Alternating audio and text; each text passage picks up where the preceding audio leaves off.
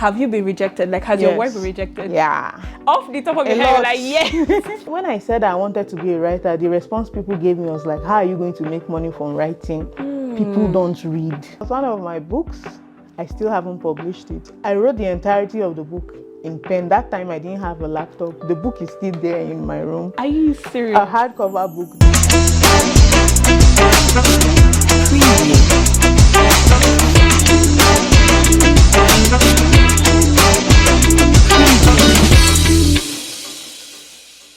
Picture this. You are in 3rd Million Bridge and there is like traffic everywhere and it's raining and there's a gala seller that's trying to force gala into your window.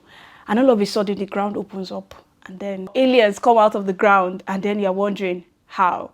I know it sounds crazy because it's Nigeria. We don't do monsters, we do witches. But these are the kind of writers that are evolving in Nigeria today. Writers that are creative, writers that think beyond the Nigerian imagination. And that is the guest I have here today. I have Anne Idakwo in the studio. She's an amazing indie writer, a content creator. She is a poet as well. She does amazing things in the writing industry. And she's going to be answering all of your burning questions regarding writing. If you're a freelance writer, a startup writer, anything writing, Anne Idakwo is here for you. Welcome, Annie. Hi. Welcome. I'm so happy to have you here. Thank you it was for not having difficult me. to get here. No, not difficult at all. Thank God. We are Thank grateful. Thank you for having me. Thank you. Yeah. Okay, so I'm really excited to be sitting here with her because she's a hot cake at the moment. She just released an amazing book that we are going to talk about during, like, in the middle of the episode. But now, I want to ask you, let's start off with, like, a soft question. Let's talk about the misconceptions or, like, people's ideology. People say that writer's block is not real. Wow. What do you think? Yeah, like people just imagine that if you're a writer, that's who you are. So how do you say it? Why will you say that I'm a writer, but I still get writer's block? Like people say it's not real. What do you think? I think it's a myth. Writer's block is very real. Right? I have experienced writer's block and I feel every writer goes through it. Why? Because the brain is a muscle. Athletes go through different hurdles and hiccups before. Even like whatever you do, there are certain scenarios where you can't push through. And it's the same for writing. So to say that writer's block is a myth, those people are clearly not writers. Exactly. Yes, yeah. I feel like at every point in people's life, I think people have to sometimes refresh. That's why even doctors will one time go on leave and then they'll watch other videos of other doctors, because even if you're a professional in a particular field, there's still going to be a point where what you know might get out of vogue, and you want to recoup, get new ideas, new storytelling. For Chimamanda, that she said she had like a whole period where she wasn't writing. So I feel like writer's block is real, guys. It is real. It's real. It is. So now this is Beyond the Books, all right? And here in Beyond the Books, we talk about real life issues and situations that the people don't cover. So what do you think that the educational sector in Nigeria was very open to accommodating creative writers? Now, I say this because I think that some certain schools, now I think schools are getting better, but some certain schools, you know what they do? When they see a student that is bright, or like I call it a genius, or they think outside the box, the way they talk, they sort of bring them down and tell them you're talking too much, you're imagining too much, keep quiet. I tell people I want to go to Monaco. And they tell me I'm imagining too much. I picture myself there, all those kind of things. So do you think the educational system is accommodating creative people like you? Yeah, before I answer your question, I will say, yeah, you can go to Monaco. It's not a big deal. People are going there. And I don't really think the educative system is accommodating to writers, to writing as a craft, because first and foremost, when I was a teenager, this is something that I have wanted to do all my life. Even from primary school, from secondary school, I always used to write stories and pass around. And even before Chimamanda became popular, I was like, I am going to be the Nigerian writer that is at the forefront after the generation of Chinua Achebe and the rest. But things turned out differently. But we are getting there. Yeah, obviously. But as I was saying, the issue of seeing writing as a viable career, when I said I wanted to be a writer, the response people gave me was like, how are you going to make money from writing? People don't read. Like Nigerians are busy trying to get food or transportation. When will the Nigerian have the time to sit down? And you know, that's actually true that Nigerians don't read. But the thing about culture, I read it recently that it is people that make culture. Culture is an intentional process. And if we start from the younger generation and start to inculcate a culture of reading, a culture of literacy, I think it will go far, especially in the educational sector where you give children incentives to read and to write. If there are competitions where, like when I was in secondary school, I did a lot of poetry competitions. Yeah, all those ones. Yeah, I went to Sheraton. Are you serious? Yeah, I went to Sheraton Hot for cake. no. It was International Earth Day, and they said write a poem, and the poem I wrote took third place, and the one I wrote for my friend took first place. Wow. That's the irony. So we went to Sheraton, we had a whole event. Let's build more events. Let's build more libraries. How there are national hospitals in every state. Let's build libraries. That's a good ideology, really. Yeah. Because it feels like we are funding every other thing and we are letting the education and reading, writing suffer. Yeah, and you can't get a 54-year-old man that has never read in his life and say, oh, I start reading now. No. What do you start from? Where do you start from? You start from the young ones. When they start reading, give them books for their level. Read. Let parents read their children bedtime stories every night. When they go to school, make literature class fun. Bring books. Let me hear your idea. One thing that made me love writing, my literature class, I wasn't a serious student, honestly, but literature class was my favorite. Why? Because there are no wrong answers. Give out your opinion. And that's where, like, that sense of freedom and liberty, it was so freeing that I looked forward to it. So we'll read a line of a book and you tell me, okay, what does this bring to your mind? What do you think? Do you agree? Do you disagree? And it encourages independent thought. And I feel as if the Nigerian government can inculcate reading in young people by, like some of these things that I said, making free libraries that children from ages of 6 to 18 can go every Saturday. You have your library card, you sit down, you read your book. So do you mean that people are not necessarily born with the ability to write like creatively, that you can actually instill creative writing in a person? Of course, there's no one that there is the genetic makeup that say, oh, you are a reader, you are okay, there are some things like an artist. Someone can have a natural inclination to be an artist. But the funny thing is that at the end of the day, it's still a skill.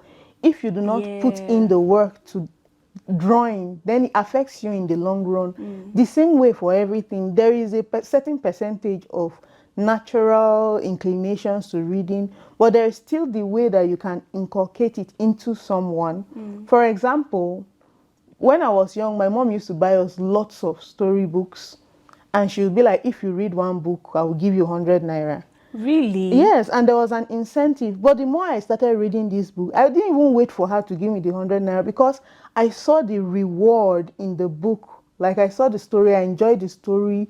It increased my vocabulary and I found myself still going back there. But the thing now is that you need to create an incentive, especially in young people, for them to keep going back to the book. Then they discover the treasure. Then they discover the treasure that is reading. Yeah. That's amazing. That's amazing. I feel like I'm in a master class here. I feel like I'm learning a lot. So before we go on, I'm going to ask you some fire questions. This is like a quiz. No, let's call it a game. It's a game before we move on. So I'm going to ask you, because you're a writer, of course. I know that you are thinking like ×2 faster than every other person. So yeah, I'm going to start up a sentence and then you complete it. Okay. So with the first thing that comes to your mind. Okay. Yeah. So first, writing makes me feel happy. Okay. I wish more writers knew that they just needed to write. I did not expect that you would be giving me. Okay, it's good. All right. The first story I ever wrote was about a girl named Crystal, and it was very bad. Why? Why? How old were you then? I was like 9. Okay. I thought it was recently. No. Why do you think bad? Do you think bad because now you feel like you can do better? But I'm sure that if I read it, I would enjoy it. But because you feel like No, you've leveled. I don't think you would enjoy it because I was 9 years old. I didn't know all those things. Oh, My grammar true, was true, bad. The true, story true. was about. I was reading it recently and it was hilarious. Like in one scene, her father is dead. In the next scene, her uncle fell from the horse. Oh In the my next scene, gosh. she's drinking poison. I was like, what is going on? What's going on? Why did you want her to die? Why do you want her to be so miserable? Yeah. All right, so the last one. If you weren't a writer, if I weren't a writer, I would be a Gynecologist. I don't know why I said that. You said the first thing that came to your mind. no, but I feel like you are going to be good too with women and children. Yeah. I feel like you have this kind of warm spirit with you. Thank you. Yes, you do. All right, so we are going to move on to because I know a lot of viewers that will be watching this also are like inspiring writers. So now, what do you do when you get stuck writing? Do you pursue it? Do you stop it? Because a lot of writers have unfinished works. Yeah. I'm guilty of that as well. Yeah. Like we have a lot of like we can't just get it done. So what do you do to get your story done? What do you do to get, you guys, I'm bringing in something, can you say, what do you do to get this done? We are going to dive into this more, but what did you do to get this done? Wow. Okay, that's a very interesting question. What do you do to get over writer's block or to get over hurdles? Sometimes you write a whole new book. Wow. Sometimes you put that project aside and then you strip it back and you have a conversation with your protagonist and you let your protagonist speak to you. You know, writing is such an interesting thing because normally to other people it feels as if you are just carrying words and you're just writing and bringing imagination. But at the end of the day, these are real people, not real in the sense of having flesh and blood, but real in the sense of the goal that you have as a writer is for your readers to connect with this character, to see themselves in this character. And most of the time, some of the things that stop writing block is you are trying to push that character to a place where he or she doesn't want to go. And sometimes you can just sit down and have a one-on-one conversation with your character. Where do you want to go? Who do you want to be? And sometimes where in your mind that story wants to go is not where that character wants to go. And so you have to take it to that place. That's the world of plotting and planting. That's all the whole writing diction. But in a simple way, just let your story breathe. Sometimes it's taking a break. Sometimes it's going to Monaco for a vacation. If you can't afford to go on a vacation, sometimes it's just reading other stuff or watching a movie or doing something. Because at the end of the day, as I said before, your book, being creative, is not something that you force. That story wants to come out to the world and you are just a channel. Sorry to make it sound spiritual, but you're just a means to bring that story to reality. And whatever you feel as it will give the story the best fighting chance, you just let that story traverse that path until it becomes a reality. This feels like an extract from a book. The way you just put all the words together, it feels like, I feel like writers are amazing, honestly. Oh, honestly. So this is Beyond the Books, as I said. So, in Beyond the Books here, we're going to talk about real life situations. So let's talk about rejection in writing. Wow. Now, have you been rejected? Like, has your work been rejected? Yeah. Off the top of your head, you're like, yes. A lot. So how did you feel in that moment of rejection first? And okay, let's do it that first. How did you feel in that moment of rejection? Can I call the name of the company? Yes, sure. Farafina Books. When I become famous, I will say that I shared my manuscript and you guys rejected it. Oh no. It was difficult because even before sending that query letter, I was like, oh, will they reject it? Will they not reject it? I had refined everything and then I sent it and they're like, unfortunately, it's not what we are looking for. And I cried. I will be honest. I was very sad because I was like, this is my chance to get my book to the world. And at that time, I didn't know that indie writing was a thing. I thought that, okay, you just write and you send out your manuscripts and then companies would carry your work and then put it out there. And I sent a couple of more publishing queries and still got rejected. But this is what I told myself. I said that if you don't like my story, and if you don't believe in my story, I am going to believe in my story because I believe it's worth telling. I believe there is good in it that will benefit the world. And when I discovered the world of indie writing, I was like, whoa, there are people who do this. There are people who just write their story. Mind you, it's hard because you're not just writing and giving to your publisher.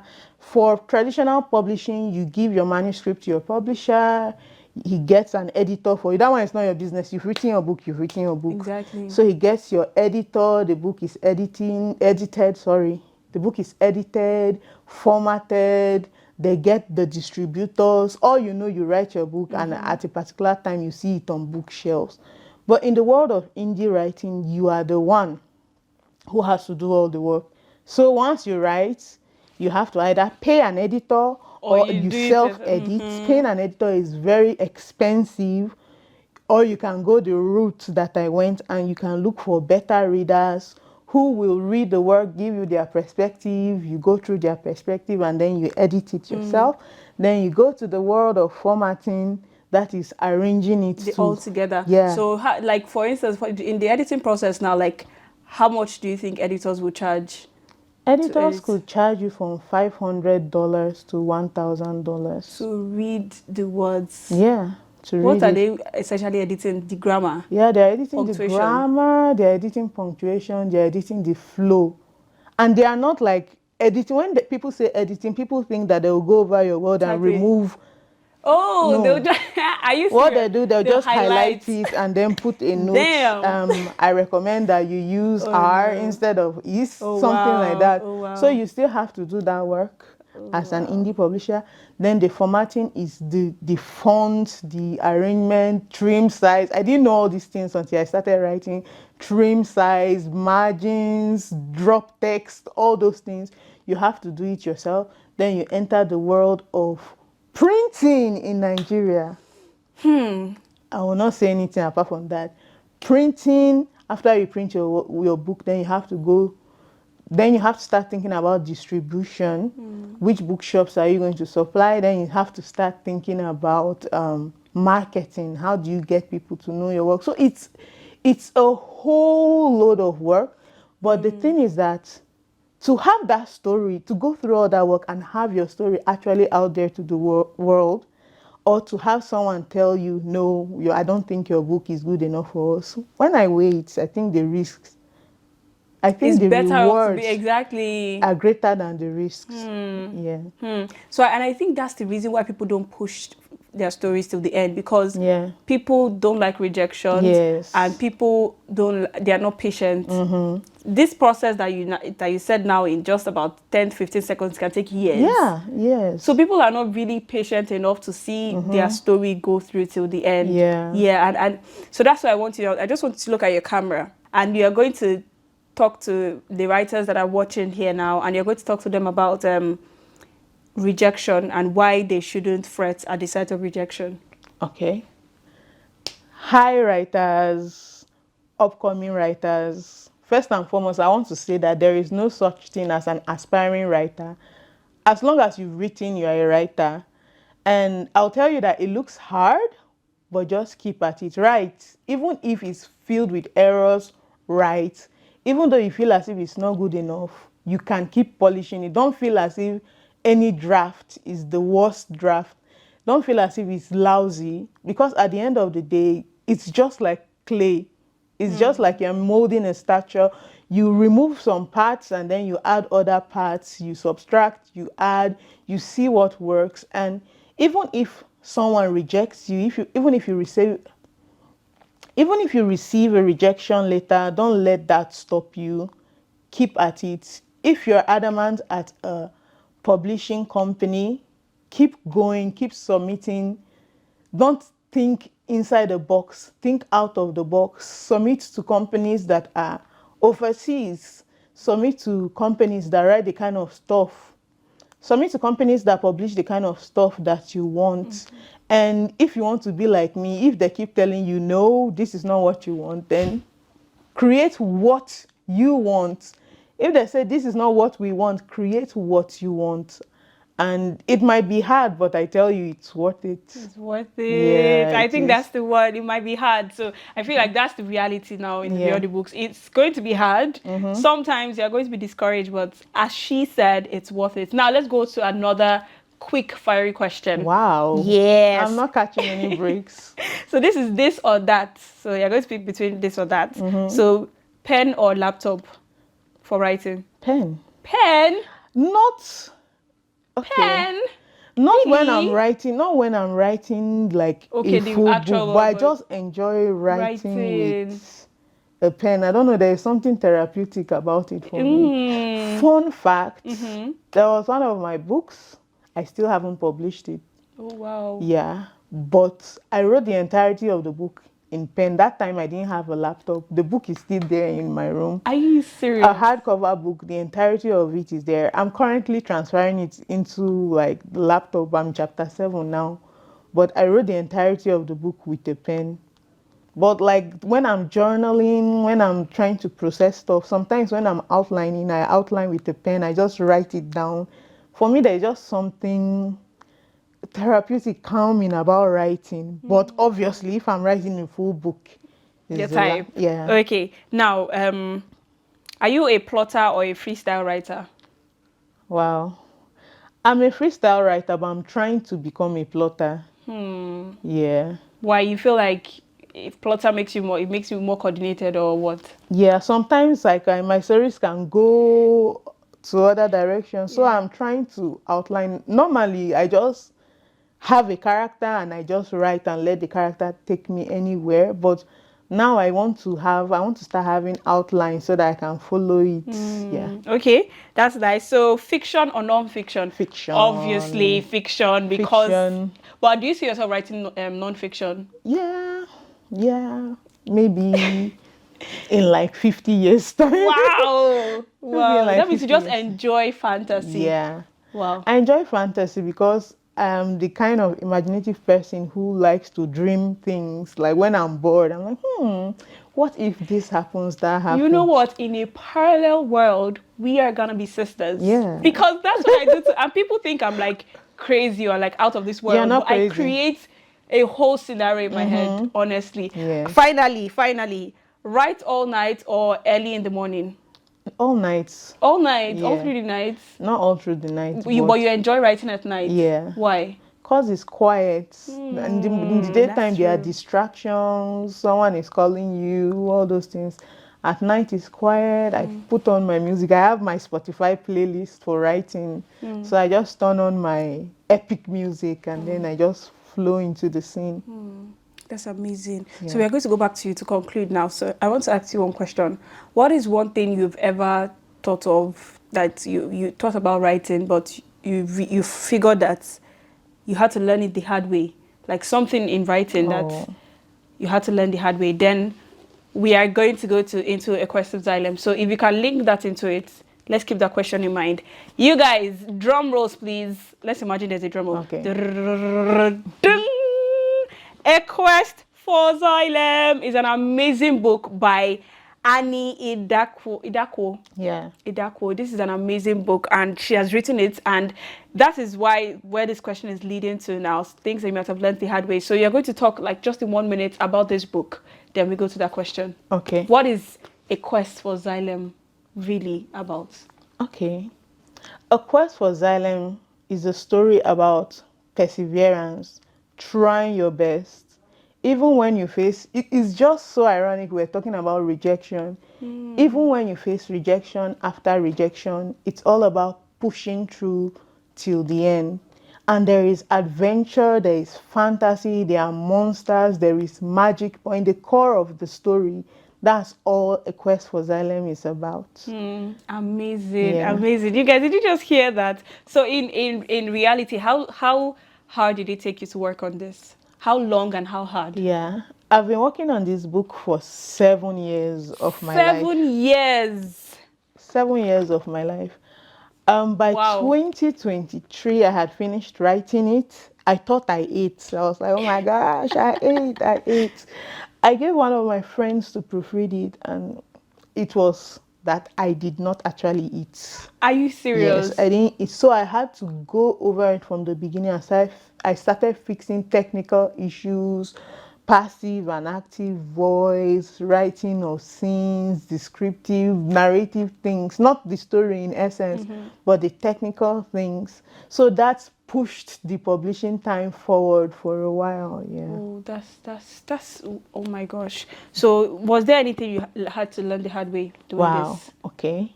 What I had to learn the hard way was in the area of printing.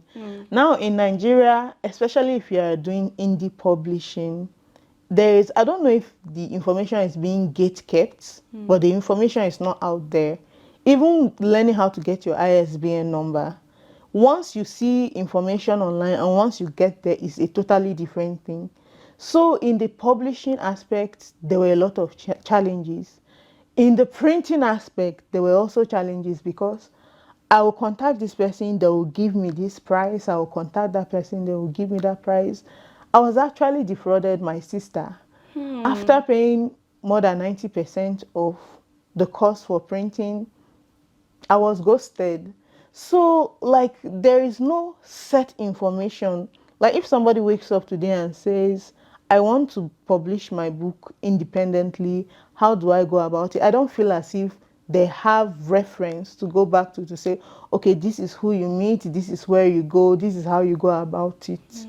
And learning everything, I kind of want to herald and shout like, okay, this is how you do it, because I don't like the idea of people making efforts like this. This is a really risky effort in itself without all the fraud and all these things. So I don't like the idea of people, especially young people, going through these efforts and having their money taken, or having someone print a low quality like product for them, and then the book doesn't sell because of that, after all that hard work. Effort, yeah. After all that. So as you said, it's been really hard.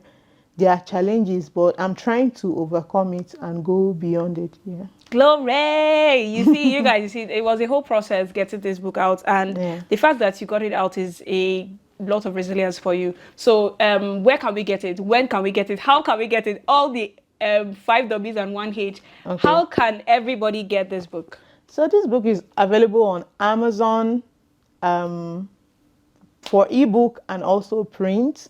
For Africa People is on Seller as well, ebook. And then I'm working hard on getting the copies in libraries around like Roving Heights. So we're in the process of review. They're trying to review a copy to see if I can distribute to them. Okay. So hopefully you can get it on Roving Heights. Okay. Eventually, maybe 2 weeks from now. You can get it on Amazon now. You can get it on Seller. Okay. Yeah. Okay. So, is there any grand opening, anything that you're working towards? Yeah, I'm working towards doing a book launch by August 2nd. Yeah. Something close-knit though. Yeah. That's amazing. August 2nd. But now the book is out, so you can get it and you can do it. You can just read and enjoy. What age group can start reading it? Yeah, it's actually clean fantasy, so maybe 12, 13 upwards. Yeah. Would enjoy it. Yeah. Lovely. So we have come to an end of this amazing episode.